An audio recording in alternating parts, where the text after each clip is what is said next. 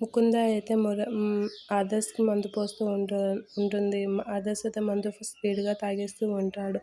ఆ మాటలకి ముకుంద, "ఆదర్శ్ ఎందుకు అంత స్పీడ్‌గా తాగిస్తున్నావు? ఇది మీ ఇల్లే కదా! ఎందుకు అంత గాబరా నెమ్మదిగా తాగు" అనేది అంటూ ఉంటుంది.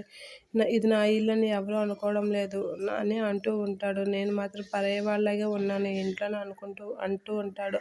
ఆ మాటలకి నిన్ను అర్జెంట్‌గా స్పాయిల్ చేసి ఇక్కడి నుంచి పంపించేయాలి అని ఆ ముకుంద అయితే అనుకుంటూ ఉంటుంది మనసులో. అలా ఆ తర్వాత ఆదర్శ్ అయితే మధుతో గొడవ పడుతూ ఉంటాడు. ఆ గొడవకి అందరూ అక్కడికి వచ్చి ఏంటి గొడవ అని అడిగేసరికి, ఇంట్లో ఎవరు నన్ను మనిషిలా చూడట్లేదు, సొంత మనిషిలా చూడట్లేదు, అందరికీ నేను అనువైపోయాను అని ఆదర్శ్ అంటూ ఉంటాడు ఆ మాటలకి. అయితే నువ్వు సొంత మనిషిలా అనిపించుకోవడానికి, ఇంటివాడివి అనిపించుకోవడానికి ఏం చేయాలా అని అడుగుతూ ఉంటుంది భవాని.